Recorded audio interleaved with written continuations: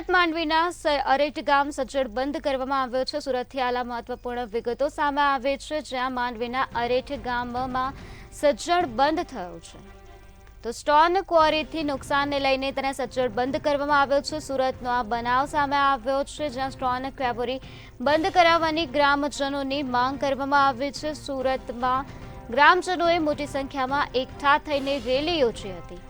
ગ્રામજનોએ રેલીનું આયોજન કર્યું હતું। ગ્રામજનોએ મામલતદારને આ બનાવ અંગે આવેદનપત્ર પણ પાઠવ્યું હોવાની વિગતો સામે આવે છે। સુરતનો આ બનાવ હાલ પ્રકાશમાં આવ્યો છે, જ્યાં માંડવીના અરેઠ ગામમાં સજ્જડ બંધ કરવામાં આવ્યો છે તો સ્ટોન ક્વોરીથી નુકસાનને લઈને ગામને સજ્જડ બંધ કરવામાં આવ્યો હોવાની વિગતો સામે આવે છે। સ્ટોન ક્વોરી બંધ કરાવવાની ગ્રામજનોની માંગ કરવામાં આવી છે।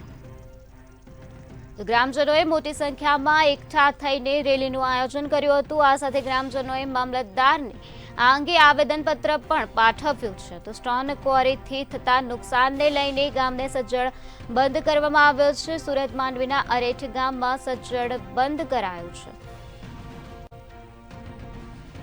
તો ગ્રામજનોએ મોટી સંખ્યામાં એકઠા થઈને રેલીનું આયોજન કર્યું હતું। ગ્રામજનોએ આ સમગ્ર મામલા અંગે મામલતદારને આવેદનપત્ર પણ પાઠવ્યું છે। સ્ટોન ક્વોરીથી બંધ કરાવવાની ગ્રામજનોની માંગ ઉઠી છે, ત્યારે આ માંગને લઈને ગ્રામજનોએ મોટી સંખ્યામાં એકઠા થઈને રેલીનું આયોજન કર્યું હતું। ગ્રામજનોએ રેલી કાઢી હતી અને આ સાથે ગ્રામજનોએ મામલતદારને આ અંગે આવેદનપત્ર પણ પાઠવ્યું છે તો સુરતના માંડવીનો આ બનાવ સામે આવ્યો છે, જ્યાં અરેઠ ગામ સજ્જડ બંધ થઈ ગયું છે। સ્ટોન ક્વોરીથી નુકસાનને લઈને આ ગામને સજ્જડ બંધ કરવામાં આવ્યું છે। સ્ટોન ક્વોરી બંધ કરાવવાની ગ્રામજનોની માંગ ઉઠી છે તો ગ્રામજનોએ આ અંગે રેલીનું આયોજન કર્યું હતું અને ગ્રામજનોએ મામલતદારને આ અંગે આવેદનપત્ર પણ પાઠવ્યું છે।